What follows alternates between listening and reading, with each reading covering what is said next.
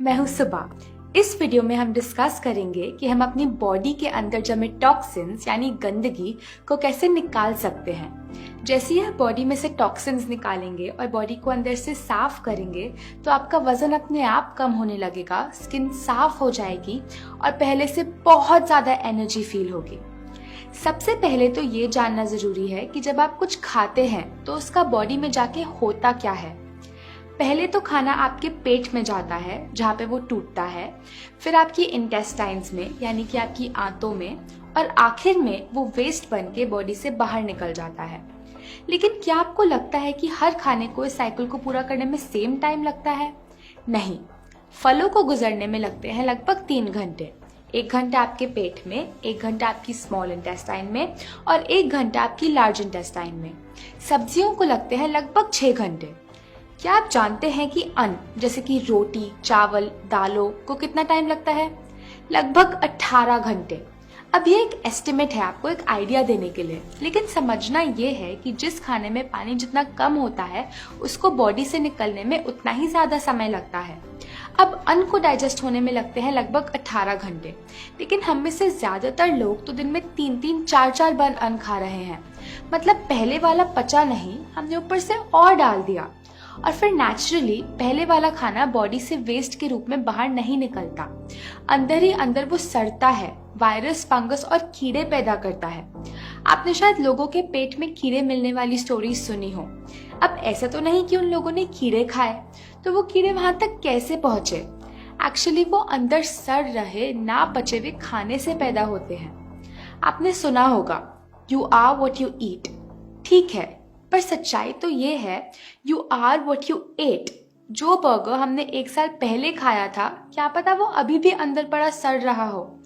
चीजें जैसे ब्रेड, चीज, नमकीन, स्नैक्स, बिस्किट, चाय, कॉफी या फिर वो हर चीज जो हमें मदर नेचर से, माँ प्रकृति से सीधा सीधा नहीं मिलती, उसे पचाना और बाहर निकालना बॉडी के लिए बहुत मुश्किल होता है। वो हमारी इंटेस्टाइन्स की दीवारों पे चिपक जाता है और एक मोटी लेयर बना लेता है। अंदर से हमारी इंटेस्टाइन कुछ ऐसी दिखती है। उस पे हजारों छोटे छोटे उंगलियों जैसे उभार होते हैं जिसे हम विलाई कहते हैं। इंटेस्टाइन पर जो भी लगा होता है, ये विलाई उसको अपने अंदर सोख लेते हैं और ब्लड में भेज देते हैं, और ब्लड के जरिए वो बॉडी के हर अंग में पहुंच जाता है। अब अगर इंटेस्टाइन की दीवार पे गंदगी जमी होगी तो जाहिर सी बात है कि विलाई गंदगी को ही सोखेंगे। फिर ये गंदगी बॉडी के अलग अलग अंगों में पहुंचकर उनके काम को डिस्टर्ब करती है और उसे हम कह देते हैं बीमारी। अगर ये गंदगी हमारी स्किन में जम जाती है तो हम उसे कह देते हैं एक्ने, एक्जिमा, सोराइसिस। अगर ये स्टोन बन के किडनी या गॉल ब्लैडर में जम जाती है तो हम इसे कहते हैं पथरी। ऐसे ही मोटापा, अगर आपको वजन कम करना है तो अंदर से गंदगी को निकालना होगा। अगर ये गंदगी ब्लड को भारी कर देती है और हार्ट को ब्लड को पंप करने के लिए ज्यादा प्रेशर लगाना पड़ता है तो हम इसे कहते हैं हाई ब्लड प्रेशर। अगर ये ओवरीज में गांठ या सिस्ट बन के जम जाती है तो हम इसे कहते हैं पीसीओडी, मेंस्ट्रुअल डिसऑर्डर्स। अगर ये इंटेस्टाइन्स में जम जाती है तो हम इसे कह देते हैं कब्ज, और कब्ज सभी बीमारियों की जड़ है। अगर ये हमारे एयरवेज में जम जाती है तो हम इसे कहते हैं एस्थमा। अगर हमारी आर्टरी में जम जाती है तो हम इसे कह देते हैं कोलेस्ट्रॉल। आज ये शायद एक छोटी सी बीमारी बन के बैठी हो, लेकिन अगर हमने इसको साफ नहीं किया तो कल को ये बहुत डेंजरस बीमारी बन के बाहर आ सकती है, जैसे ट्यूमर या फिर कैंसर सेल। तो जब आप इस गंदगी को बाहर निकालेंगे तो सारी बीमारियां अपने आप ठीक हो जाएंगी, क्योंकि जो बॉडी अंदर से साफ है उसमें कोई बीमारी हो ही नहीं सकती। हमारी ये ह्यूमन बॉडी माँ प्रकृति की एक बहुत कीमती गिफ्ट है। थोड़े दिनों बाद हम इसे माँ प्रकृति को वापस लौटा देंगे।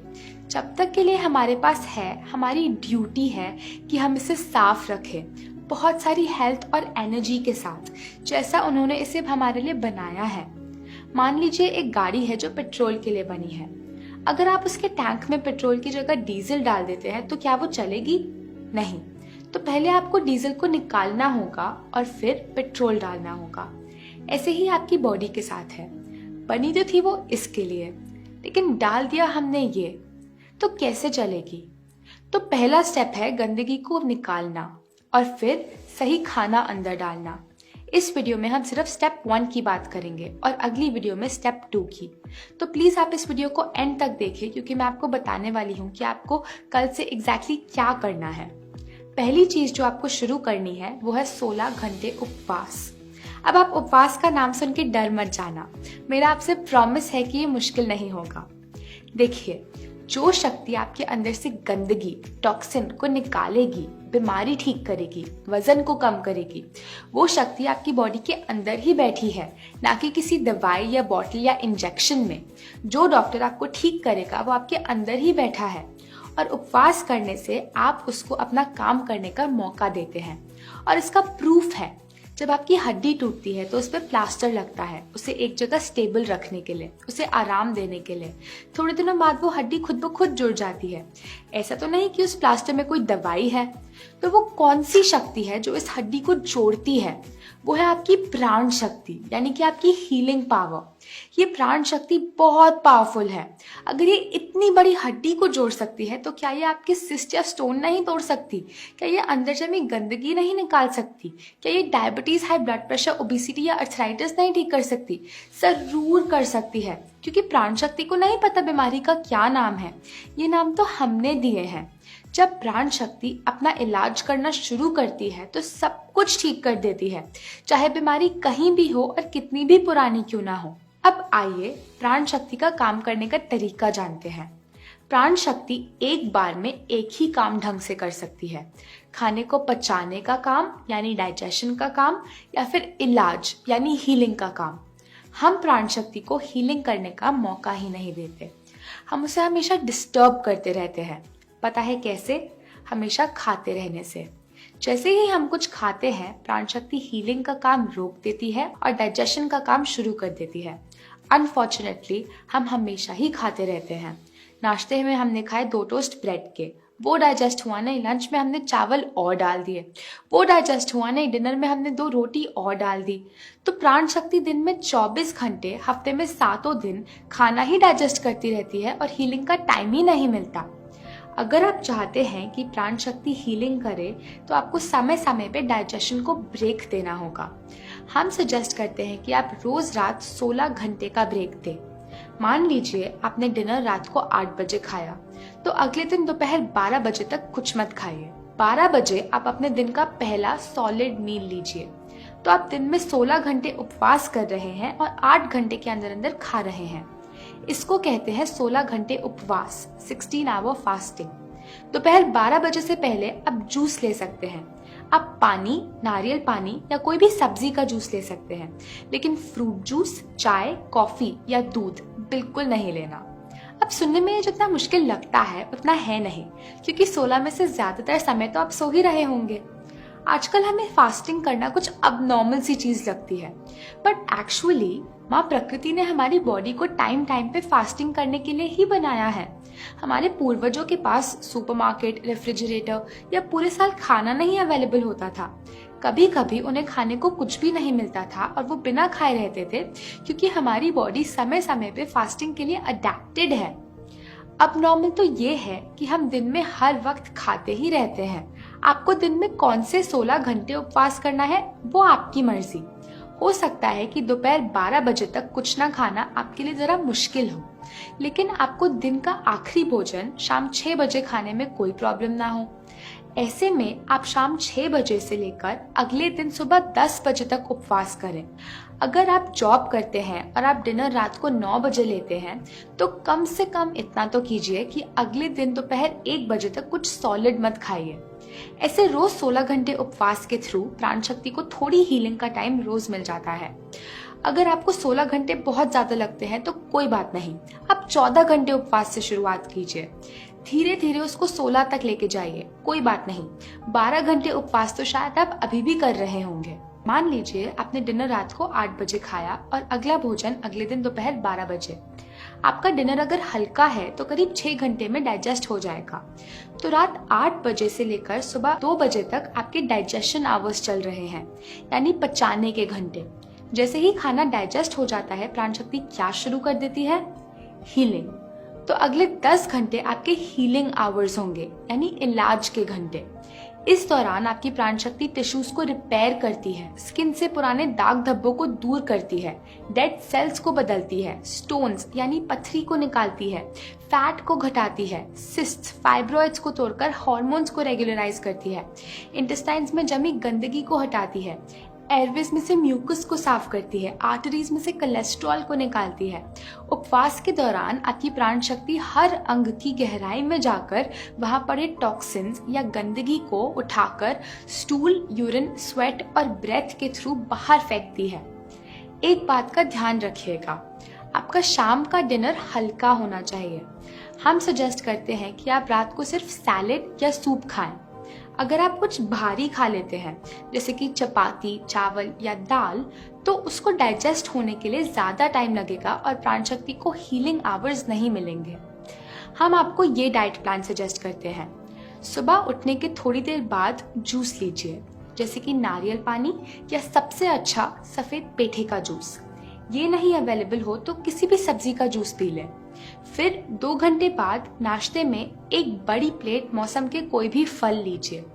फिर लंच में आप अन्न ले सकते हैं, जिसमें आप सात्विक सब्जी और सात्विक रोटी ले सकते हैं, जैसा कि हमने आपको अपने चैनल पे दूसरी वीडियोस में दिखाया है।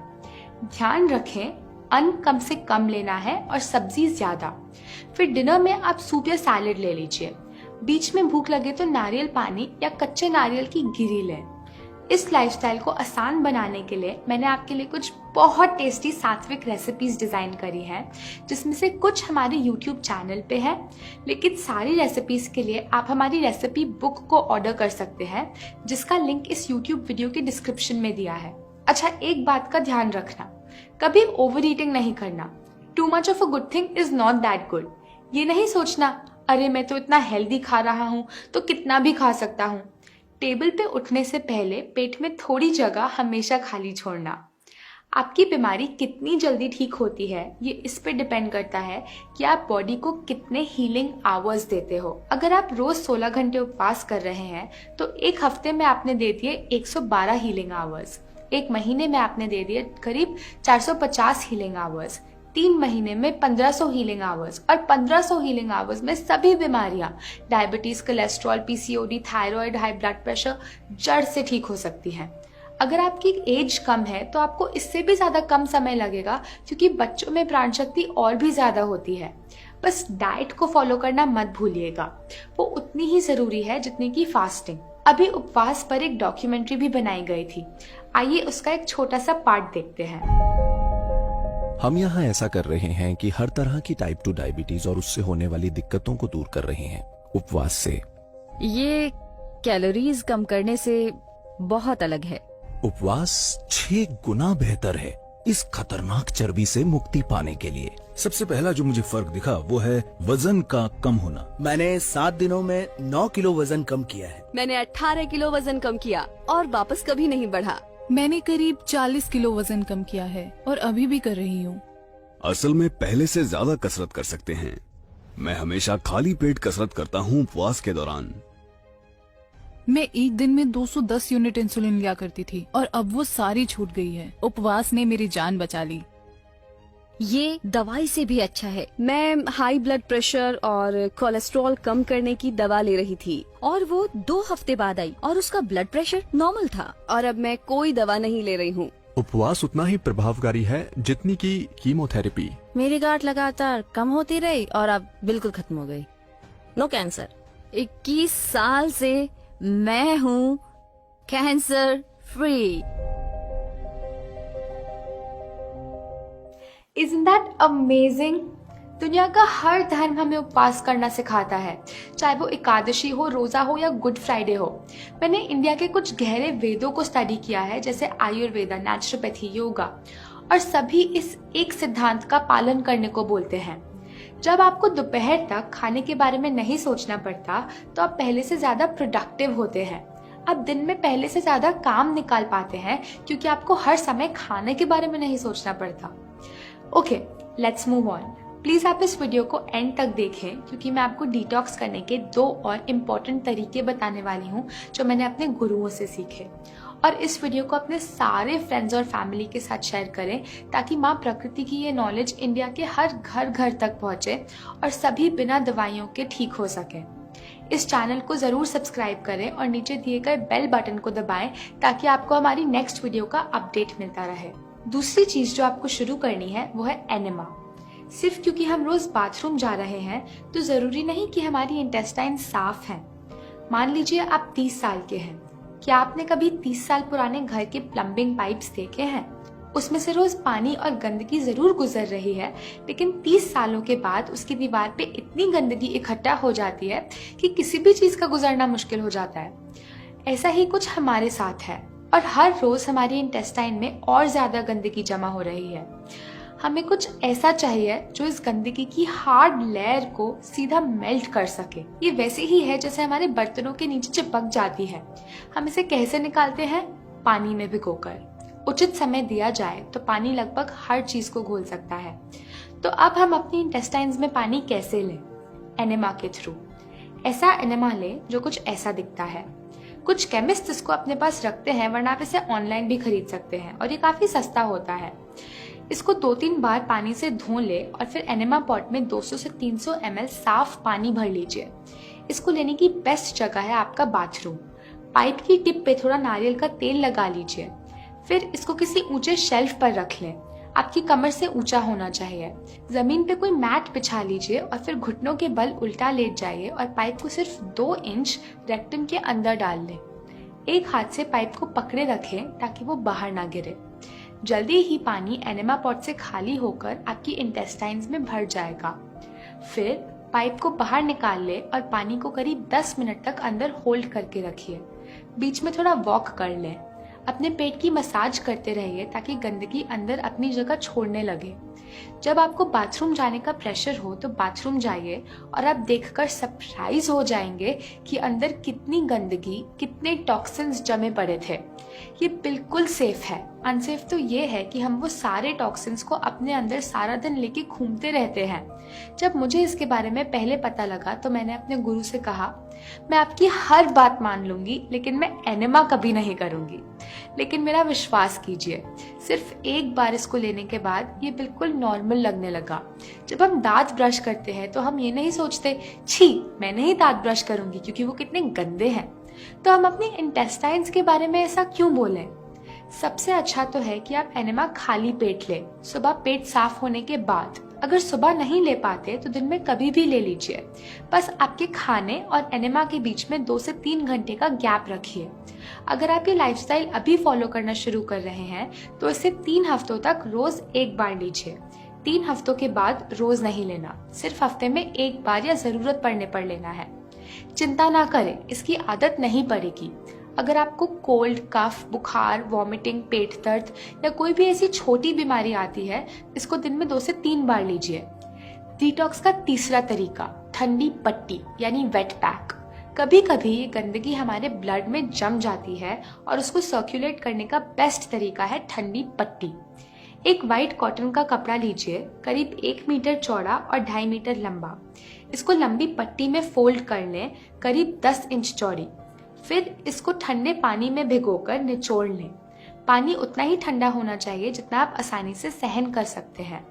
पट्टी को पेट के चारों ओर ऐसे लपेट लें और फिर टक कर लें ताकि वो गिरे ना। आपकी नाभि पट्टी के बीच में रहनी चाहिए।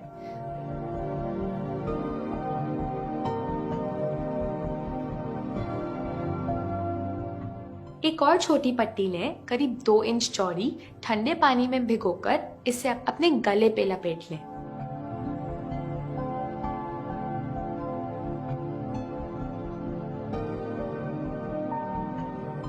एक और छोटी पट्टी लें, ठंडे पानी में भिगोकर अपने माथे पे लपेट लें। आप ये कपड़ा कहीं से भी खरीदकर टेलर से सिलवा सकते हैं, लेकिन इस प्रोसेस को आपके लिए इजी करने के लिए हमने एक डिटॉक्स किट बना के रखी है जिसमें एक रेडीमेड पट्टी और एनेमा है। आप इस किट को नीचे दिए गए लिंक से ऑर्डर कर सकते हैं। आप पट्टी के ऊपर अपने कपड़े पहनकर अपना कोई भी दूसरा काम कर सकते हैं। आपको इसे लगाकर एक जगह बैठने की जरूरत नहीं है। इसको करीब 30 से 40 मिनट तक लगा के रखें। इसको आप दिन में कभी भी लगा सकते हैं, खाने के बाद भी और खाने से पहले भी। बस जब ये लगी हो उस टाइम पर कुछ नहीं खाना या पीना। गर्मियों में आप रोज इसको 2 बार करो, एक बार सुबह और एक बार शाम। 2 नहीं तो कम से कम 1 बार तो करिए। सर्दियों में इसको छोड़ दें। जिन पार्ट्स पर पट्टी लगी है वो हिस्से ठंडे हो जाते हैं और बाकी बॉडी गर्म। जब एक समय पे बॉडी में 2 टेम्परेचर मेंटेन होते हैं तो ब्लड सर्कुलेशन बढ़ जाता है। ब्लड के साथ साथ गंदगी भी अपनी जगह छोड़ने लगती है। खाना डाइजेस्ट करने के लिए ये बहुत अच्छी है। जिनका पेट निकला है उनका पेट कम हो जाता है इसको लगाकर। जिनको इंडाइजेशन, अल्सर, IBS, एसिडिटी है, उनका वो सभी कुछ ठीक हो जाता है। कोई भी बीमारी क्यों ना हो, पट्टी को तीनों जगह लगाइए क्योंकि तीनों जुड़े हैं। सर दर्द या माइग्रेन हो तो इसको इमिडिएटली लगाएं और आपको इंस्टेंट रिलीफ मिलेगा। देखने में ये एक मामूली सी चीज लगती है। आप शायद सोचेंगे, अरे इससे कैसे डिटॉक्स होगा, लेकिन एक्चुअली पट्टी एक बहुत मैजिकल चीज है। तो आई होप अब आपको पता है कि अंदर से टॉक्सिन्स बाहर कैसे निकालने हैं। आई सजेस्ट आप तीनों चीजें साथ करें, तभी आपको मैक्सिमम बेनिफिट मिलेगा। इस वीडियो को अपने सारे फ्रेंड्स और फैमिली के साथ जरूर शेयर करें ताकि वो सभी दवाइयाँ छोड़कर मदर नेचर के पास वापस आ सके। अगली वीडियो में हम फूड प्रिंसिपल्स और डाइट प्लान को डिटेल में डिस्कस करेंगे। So good bye for now और हम जल्दी मिलते हैं।